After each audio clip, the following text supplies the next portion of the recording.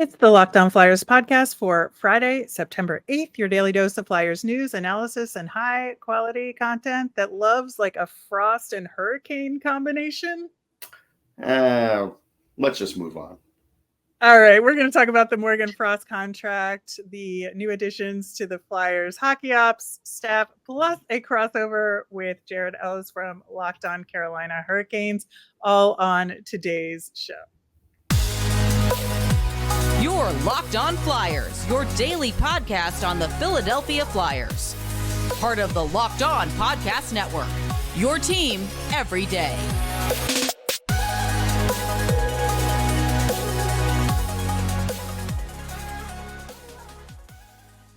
Hey there, thanks for making Locked On Flyers your first listen every day. I am Rachel Donner. You can find me on the app formerly known as Twitter at @rmiriam. I'm here as always with Russ Cohen, who's on all your favorite social media apps at Sportsology. We as a show are on Instagram and Threads and Blue Sky at Locked On Flyers as well. This episode is brought to you by FanDuel Sportsbook, official sportsbook of Locked On. Make every moment more. Right now, new customers can bet $5 and get $200 in bonus bets guaranteed. Visit fanduel.com/lockedon to get started. You can subscribe or follow us for free over on YouTube. We're on the SiriusXM app, anywhere you listen to podcasts. Subscribe to get our latest episode as soon as it's available here on the Locked On Podcast Network, your team every day. Russ, it was fortuitous. We talked about Morgan Frost on our last episode, really trying to dig into what that contract could look like. Looks a lot different than what we talked about. A 2-year deal with a $2.1 million average annual value here. And I think that, while it's more than double what he was making before, which is a good thing, I think he really, took a big gamble on himself. And the Flyers also took a gamble in terms of what they would potentially have to pay him in a future contract. Well, based on what Morgan's skill set is and the fact that he had 46 points and everything else, regardless of his usage, whether he's a 1 or a 2 or a 3, the skill set's there, right? So when you bet on that kind of skill set in the league and you do the short term like the Flyers did, you're mostly going to lose because salaries keep going up and talent is talent. And so now there's going to be a ceiling point for Frost's talent, and maybe it's 65 points, maybe it's 60, maybe it's something like that. But if you're a number 2 center in this league, which he's probably going to be, whether it's with the Flyers or somewhere else, because they're walking him pretty close to free agency now. By the time they go to sign him again, you could be talking about $6.5 million. Because if he has 2 good years, yes, that qualifying offer is cheap at 2.4. And yes, this is all looking good short term for the Flyers money wise. But in my estimation, he shouldn't be making less than Noah Cates. That's no slight on Cates. It's just, to me, I just don't see it. And so when you have that, you kind of wonder what's going on here. So is it an issue that the agent was just hard to deal with? Maybe. Was it an issue that John Tortorella likes Noah Cates a little bit more money-wise? Maybe they asked him his opinion? Maybe. But at the end of the day, the GM still makes the decision on this. And so, Danny Briere's taking a big gamble here. Yeah, absolutely. I think that, obviously with the rebuild, it's going to be hard to say right now what the Flyers are going to look like 2 years from now when this contract is up. Maybe even a year from now, they're looking at an extension for him based on how he plays. But I think that it's going to be a real pivotal moment in 2 years with a bunch of contracts and what the team is going to look like and where they are in the rebuild. And I would hate to see a guy like Morgan Frost fall through the cracks in all of this. Yeah, I mean, like I said, if he has 2 good years, let's say he's got 50 points this year, 50 or 60 the year after, and it comes up to contract time, he's going to want a lot of money. And if they just decide that they'll let him walk that year with his qualifying, or they're going to try and trade him, they're going to lose out on that deal. And that's why I was suggesting you get them under 4 or a little over 4 now for longer term to buy up some of those years because you feel like there's that future talent there. You've seen flashes of it now, enough of it. I thought there was enough of it last year to show some real consistency, but maybe the organization doesn't feel that way, or maybe it was just too hard of a negotiation to get done. Either way, it's a gamble that I don't think is going to work out for the Flyers based on the way structure and pay keeps going up in this league and the cap goes up, and they're going to have a lot of cap money. So they're not going to be able to say, well, listen, we have cap constraints. They're not going to have any cap constraints in 2 years. We'll see. It's certainly a little bit of a head scratcher there. In the meantime, there also have been some updates to the hockey ops staff of the Flyers. It was pointed out a little while ago by Charlie O'Connor about Danny Heatley joining the pro scouting group with the team. And there were some interesting names added to the website. I think the most interesting of which is Bob Murray, who was added as a senior advisor. He resigned from the Ducks in 2021 because of abusive behavior toward players and staff. And, he was a flame scout, I think, last year for a little bit, but, to me, it's a little bit of a red flag, I gotta say. I'll say I was surprised, and I'm going to leave it at that, and we'll see what happens with it. But would it be my first choice? No, it wouldn't. Yeah, I think, given that there's a large group there, I think, it's not like he's the new GM, right? No. So he's just part of a team, and you don't really know what level his opinion raises up to here. But we'll see how this group does overall. There's just a lot of familiarity between them, we'll say. Yeah, and Danny Heatley certainly was a really terrific player. I don't know anything about his scouting ability or what he's been doing, so we'll see. Yep, absolutely. Just a little kind of footnote to those staffing changes. We saw a couple weeks ago, I believe, that Catherine Yates, who was on the analytics team for the Flyers, hired by Chuck Fletcher, she's now with the New York Rangers. So having somebody leave your analytics department after only a year and joining a division rival is a little upsetting, I gotta say. Yeah, I mean that's one where you kind of wonder, like if that person leaves or you don't re-sign that person and they're sitting out there, then you kind of think, all right, I could see they probably made the right decision, because we're not inside the analytics department. We don't know. Oh, of course. When that person gets scooped up right away by your competitor, it does make you wonder. Doesn't mean they didn't make the right decision, but it does make you wonder. Yep. Just putting that out there in the ether. All right. Before we get to our crossover with Locked On Carolina Hurricanes, your poll results for a potential professional tryout contract. We put out some potential names: Phil Kessel, Artem Anisimov, Ethan Bear, Jesse Puljujärvi, and Wayne Simmons. And the results were pretty mixed here. We got 25% for Simmons and Ethan Bear, and 23% for Phil Kessel. So there seemed to be some division in terms of who y'all out there might be interested in having as a PTO. Yeah, but I feel pretty justified by, like, my top two were Bear and Kessel. They were pretty well represented. So I think there's a big enough part of the fan base that they feel like, these guys would be good to have them in there. Yeah, I think so too. There were several people who commented nobody. So okay. I think, like, if we had none as a category, I'm guessing it would have gotten at least 15%. Yeah. When all was said and done, they just really don't want anybody blocking our prospects. But it's not necessarily a block. Like, that's the thing I think we need to explain a little further. It's not necessarily a block. It's just a situation where you're inviting that person in. You see how they fit in. Sometimes you're just helping that person springboard to another organization.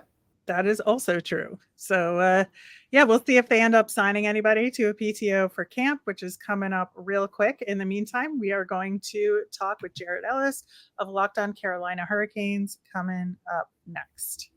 Football season's about to kick off, and FanDuel is giving you the chance to win all season long. Because right now, when you bet on a Super Bowl winner, you can get a bonus bets every time they win in the regular season. Maybe bet on the Jets, maybe bet on the Eagles. That's where we sit on this panel. Just pick any team to win the Super Bowl, and you'll get bonus bets for every victory. You can use your bonus bets on spreads, player props, over-unders, and more. So visit FanDuel.com/LockedOn and start earning bonus bets with America's #1 sportsbook. That's FanDuel.com/LockedOn. Take some time to visit FanDuel and include money lines, props, etc. around your team. All right, and here we are, as stated, with Jared Ellis of Locked On Hurricanes. Welcome, Jared. Thank you for having me. Awesome. Always a good time catching up with our Metro Division pals, see what they've been up to this offseason. So I want to start off with, on the Canes side, what was the general feeling at the end of the season amongst the fan base in terms of, another season that was successful but not quite there yet? And what are sort of the biggest needs that you had going into the offseason? So I would say the general kind of feeling was a bit of disappointment. Obviously, you got swept in the conference final again. It's never good.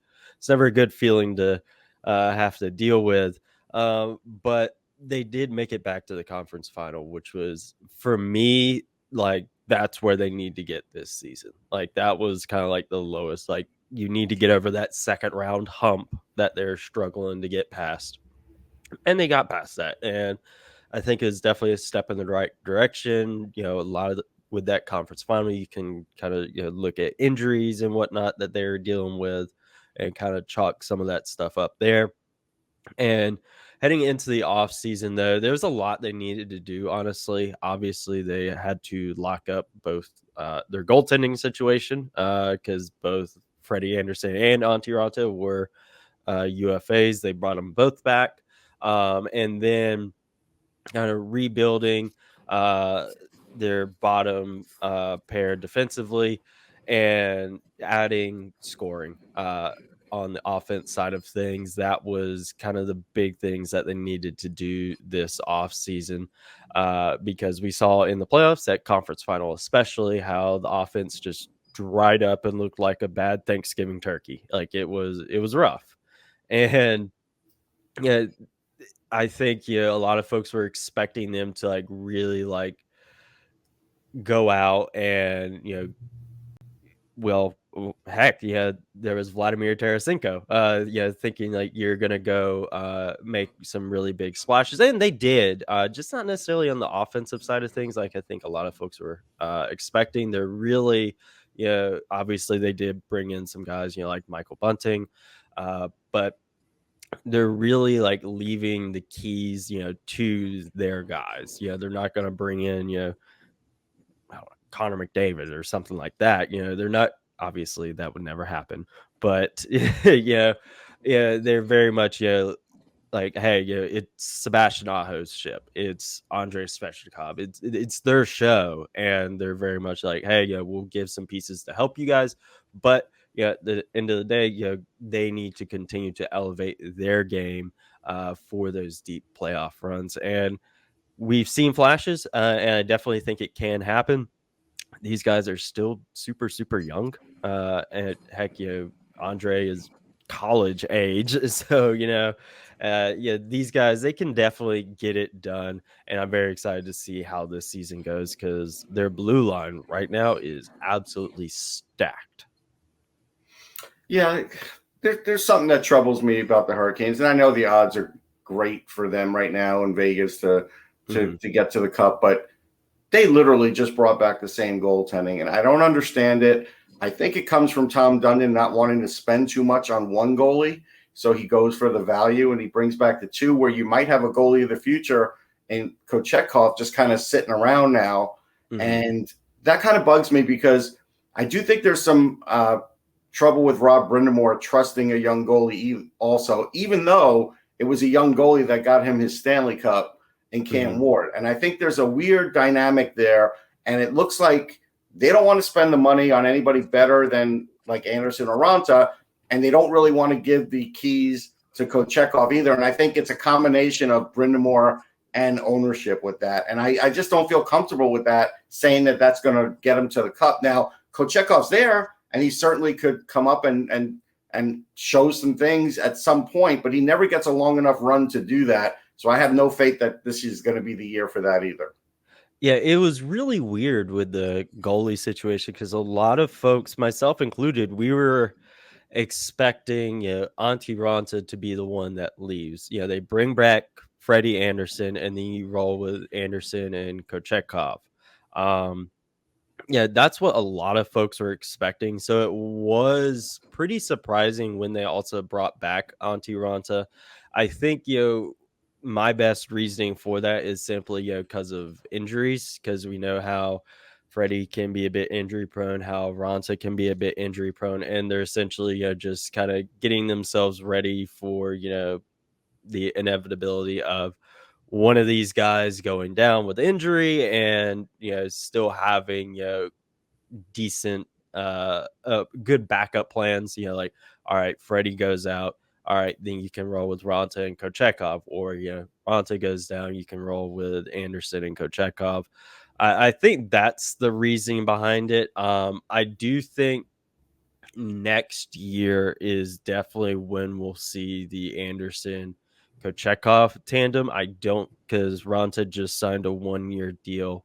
I don't see them really going past that again, unless Kochekov just falls off a cliff. Then okay, then maybe they go with it. Maybe they're just giving him a little bit more time to get used to the North American game. Maybe that's the case. I don't know.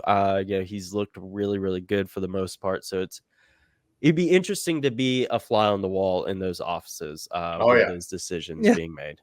Yeah, I do think that goaltending situation is one of the more fascinating storylines in Carolina. One of the other big ones, obviously, was the Sebastian Aho contract situation, and were they going to go into the season without the extension? Turns out they made the deal. And I'm just wondering how you feel about it. Was it the right term? The 8-year deal, 9.75. Like, how's everybody feeling about that? Yeah, everyone's feeling good about that one. There was really no doubt that it wouldn't get done. We kind of felt that they were focusing on like other stuff first, because he obviously still does have term. He wasn't a pending UFA or anything like that. They're getting some of that other stuff situated first, getting that taken care of, and then moving over to him. There was really never any doubt that he was going to be gone or anything like that. Like that an extension wouldn't get done. Like he's pretty much, they could hand him a blank check and, be ready to go. And with it was one where there's not a whole lot of rush to get it done either. I mean, yes, there is, obviously, because obviously, if you were to do it mid-season or whatever, he could be having a crazy good season, that drives the cost up a bit more. But never really any doubt that it wouldn't get done. It was just their contract negotiations can be a pain in the butt sometimes, and they were just trying to get everything hammered out the right way. Everyone's happy with it. It's crazy to think about, the fact that, we're able to lock up these caliber players long term, coming from, the Hurricanes, of how they were for a decade of not being very good. So being able to do stuff like that is very, very nice. And yeah, everyone's happy with the Sebastian Aho extension. So let's talk about, you mentioned the offense and Aho and Svechnikov. And my issue is, I don't mind saying that, those are their guys. I agree. I mean, I was around Dundon when he picked Svechnikov, and he was thrilled, and that was a guy, and loaded with talent. Aho loaded with talent too. But the problem is that they've sort of surrounded those guys with younger talent that they're hoping to, to reach the next level. And those guys need some players to make them better.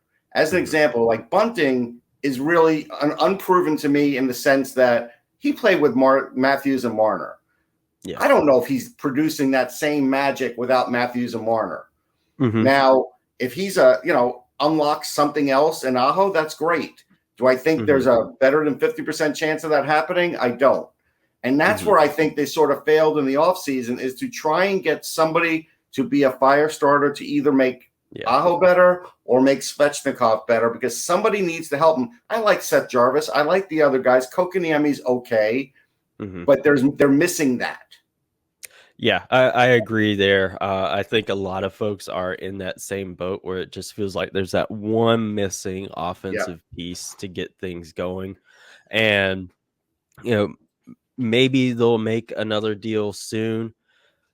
I don't know. We'll have to wait and see. Again, as I mentioned earlier, the blue line is absolutely loaded right now. There's been a lot of talk of whether or not there will be another trade. I think there may end up being one. So maybe they end up bringing someone in that way. You also got the trade deadline also.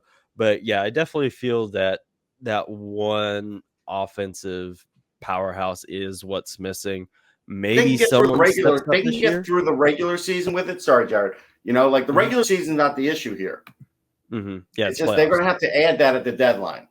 Yeah, they will, and it's going to be interesting to see what they do, because I feel like we've been saying that for the past few seasons, and it really hasn't happened. Like, moves have been made, but it's never been like the one like, all right, this is the move. They haven't really gotten to that point yet, so it's going to be interesting to see how things go. If they make any moves, whether it be in the remainder of the offseason, in the first half of the season before the deadline, it's going to be very interesting to see what they do. And then also, is someone else on the roster going to emerge to be that guy? You never know what can happen. Yeah, I mean, that just has a lot of talent. Maybe it'll be him, but he's not there yet. Yeah, exactly. It's going to be very interesting to see what happens. But yeah, I know, like Tarasenko, talking about, someone to bring in. A lot of folks were thinking that was going to happen. It was looking like it was going to happen. Then, of course, he fired his agent, everything reset, and now he's in Ottawa. We'll have more with Jared from Locked On Carolina Hurricanes coming up next. So the big ad, I guess you could say, was Michael Bunting. Where does... I'm not sure. I've seen a lot of projections of him being on the first pairing, or excuse me, not first pairing. Second line, I was thinking of Dmitry Orlov. Sorry.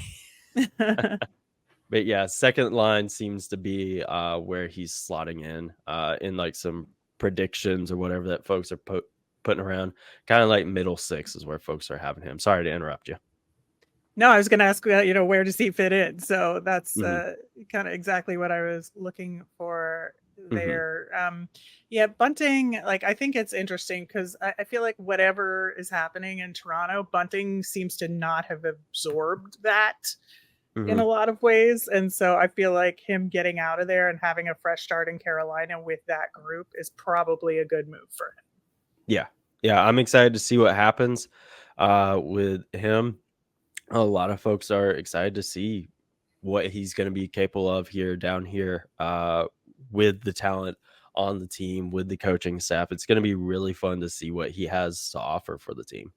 Let's talk about Tony DeAngelo. And even though he's not going to play a big role with the team, everybody's expecting like, hey, they got him at their price.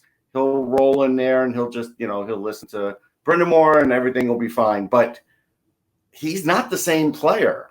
I can tell you for sure his shot is not on the money as much as it used to be. We know about his lack of defense for sure. And again, he still has the anger issues. Like you see it every once in a while. It's not every game, but there are times. And I just kind of wonder, is that really worth it to them to get him on the third pairing because he can move the puck and he skates really well? I just feel like this time they're forcing him in there because they got him at their price and they're certain that they're going to get the same guy. I'm not certain they're getting the same guy. Yeah, I'm in the same boat. I'm not certain they're getting the same guy. Heck, I'm honestly not even sure if he's going to be on the third pairing. As we stand right now, you have your first pairing is obviously going to be Jacob Slavin, Brent Burns. Your second pairing is probably going to be Brett Pesce and Dmitry Orlov. your third pairing right now is probably going to be Brady Shea and Jalen Chatfield. So, and then you also have Dylan Coughlin, and then there was one other defenseman. I'm blanking on his name, but you got 3 extra guys right now. So, and all of them have been playing better than DeAngelo. So it's not even a guarantee that he'll be in that opening night lineup, given, like I said, there is such a log jam there. Maybe another trade gets made. I know a lot of folks have been speculating on Brady Shea and Brett Pesce between those guys getting moved. But yeah, there's honestly no guarantee that he'd even be in there. But yeah, it does definitely feel like it was a move for the sake of making a move. Not one that necessarily needed to be made. Like, okay, yeah, cool, you got him at your price. Great. Now where are you going to put him in your lineup? Right. Okay. Like there's no room for him. You don't, I mean, yeah, I know they're working, with, getting an AHL situation, centered, and taken care of. Well, But, wait. like, All are right. you So going to let's send him down expand. there? Are you going to put him on waivers and send him down Let's there? expand on that, because right now they don't have that, and Yeah. that does hurt your team as far as being able to jockey players back and forth. So what do you mean they're working on it? Like most teams, it's settled long before now, with the season right around the corner. So what could they be working on? Literally all we know is Don Waddell has told us that they are talking with other teams about sharing an affiliate. Given we'll see what happens. He said next year it's going to be situated and they'll be good to go. But yeah, it definitely feels like at this point it's like, all right, why haven't we gotten something done? Whether it be sharing or whatever, like nothing's been done. And actually now they don't even have an ECHL affiliate because Norfolk signed their stuff with Winnipeg, so they don't even have that now. So I thought they were close the other day. I thought there was an article that said they were close to getting their ECHL. So that's fallen through too? Oh, I hadn't even seen that one. Okay. So yeah. Their affiliate situation has definitely taken a nosedive this offseason. I'd love to know what went into all of this as to why they've had such turnover when it comes to like where are they going to send affiliate. guys? Like what are they going to do? That's something we have been talking about here. Obviously, the European guys, they can go play over there. That's but you're fine, not getting them whatever. back. You But can't. You can't get them back this season until their season Exactly. ends. Once you do that, Exactly. And our best guess right now, because there's not a whole lot of information out there on it, everything's pretty tight-lipped there. It's kind of they'll kind of send this guy here, that guy there, unless they do get a shared agreement, kind of like how they had with Chicago and Nashville that one year when Nashville didn't have one. Mm-hmm. I have a feeling that's probably going to be what happens, but we'll just have to wait and see. Yeah, there's not a whole lot of information going on about all that stuff. I mean, it's crazy. I could understand maybe not having one, even though that's, to me, it's horrible. But to not have 2 locked up this time of the year just seems incredible to me. Yeah, it's a pretty bold move, that's for sure. Yeah, I think that's going to be a huge issue if they cannot get it resolved really soon, because like Russ said, you need that flexibility. The Canes also signed Brendan Lemieux, who was with the Flyers at the end of this past season, also affecting that because, like, let's be real, I don't know where there's room for Brendan Lemieux in the Canes lineup either going into this. Yep. But I think, other than, the current situation, I want to talk a little bit about the draft class. We had talked about Jaden Perron on our show as a prospect and really liked him. But other than that, like, there weren't any like big names, obviously, here. So like, how are you feeling about their latest draft class? I'm feeling pretty good about it. They got some good guys there. When they had the prospect camp, I went to a day of that and was able to watch some guys. Bradley Nadeau, their first round pick. I was impressed with him, given it's just a prospect camp. It's nothing crazy or anything like that, but he looked really darn good in that. Had some real nice speed to him, had a nice shot. God, there was one goalie they had. I'm blanking on his name right now, but he was one, like, he really impressed. And I want to say it was the goalie from Quinnipiac, I think is how you pronounce Quinnipiac? that college. Yeah. Yeah, I Yeah. want to say it was that goalie. Oh, He looked Legault. really Yeah, good. Legault. Okay. Yeah, he looked good, He's a pretty and good so goalie. He they is. they have some guys there that definitely look like they have some potential. I know with Nadeau, he's obviously committed to Maine, I believe it was. I believe that was where he was committed to. So obviously, he'll get a couple years there to continue to develop, coming out of juniors into college. Yeah, so that's going to be good for him, but he has a lot of potential. I'm excited to see how things go for him. Obviously, by the time his time in college is up, they'll have their affiliate stuff situated, and then he can move to there and then continue to develop and hopefully make his way on up into the Hurricane roster. Yeah, he'll be watching what Kochetkov does because that's a key thing Mhm. to try and get him to go there is to be like, well, what about that guy? Mhm. The Nadeau is a good player. I have no Mhm. problem with that pick. I think it's good. I love Perron, so I think Perron was good. I think Rykov could actually be a potential steal for them if he continues to develop. There's a Mhm. lot of talent there, but Felix Unger-Sorum, not because of I'm a big Odd Couple fan. It's not because of that. He really can play, and so Mhm. that's another really good pick too. So I had brought his name up early in the season because of his name, Felix Unger, in the Odd Couple series. But no, he's a good player too, and so I do feel like with all the picks they have, they might get 3 or 4. If you get 3 or Mhm. 4 out of that, you're doing really well. If they get Yeah. 3, I'd still think they're doing pretty well in this one. Yeah. And then I think lastly, where do you see the Canes ending up in this upcoming season? It feels like it's a Canes Devils horse race here in the division, Mhm. but how are you looking at it? Yeah, that's definitely how I'm looking at it as well. It's definitely going to be between the Canes and the Devils. I think it's going to be one where it's going to come down to the last couple games of the season, if not the final game of the season. I could definitely see that it's going to be between those teams for sure. I could definitely see Pittsburgh being in the mix as well. I don't see them winning the division, but I definitely see them, being up towards the top of the division, kind of in that number 2 or number 3 spot. That's definitely where I see that ending up. Kind of after that gets a little interchangeable, really. Rangers will be interesting to see what they do this year. Obviously, new head coach is going to be fun.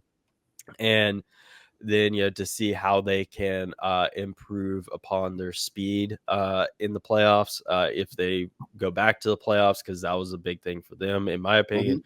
It just looked like they're getting outskated.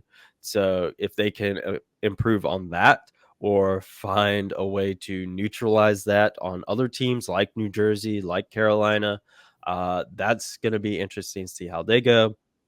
Washington, I continue to see them fading into the background. Their kind of time at the top has come to an end, and Father Time waits for no one, and he's not waiting for the Washington Capitals. Pittsburgh's continuing to fight them off though. So Columbus, I think they'll improve a bit, but they're not there yet. The Islanders, just a team that really did a whole lot of nothing. Their goaltending is really going to carry them. And with Philly, I'm sorry, I don't see Philly doing much of anything this Nobody year. does. That's fine. Nobody does. We're cool though. It's year 1 of the rebuild. Yeah, exactly. Yeah, with Philly, I definitely see you guys bringing up the rear of the division. But yeah, it's definitely going to be a Canes and Devils race this year at the top for sure. Yeah, I think so. Jared, thank you so much for joining us. Where can people find you and your show? Yeah, you can find me on social media at Jared Ellis _96. And you can find the show at Locked On Hurricanes. You can find it over on YouTube at Locked On Hurricanes. We're closing in on 700 subscribers over there. So make sure you hit that subscribe button over there to get all of your Hurricanes news and anything else you could want about them. All right. Once again, thanks to Jared from Locked On Carolina Hurricanes. That was real interesting. There's a lot of pressure on the Canes this year. Yeah, I mean, there's not much wiggle room. We had a lot of conversation. I guess, we don't know what the fans are thinking. That's why it's good to have Jared here. And a lot of that conversation was justified as far as what the fans were thinking. Yep, absolutely. All right, that'll do it for today's show and for the week. We will be back next week. We'll have our nemesis of the week on Monday and our last poll topic of the summer. So stay tuned for that on Monday. As a reminder, we always want to hear from you. Send in your mailbag questions via Twitter at Locked On Flyers. You can email us at lockedonflyers@gmail.com or comment over on YouTube. I'm Rachel. I'm on the app formerly known as Twitter at rmiriam. That's RMIRIAM. I'm Russ. I'm at Sportsology, SPORTSOLOGY. Have a great weekend, everybody. Stay cool.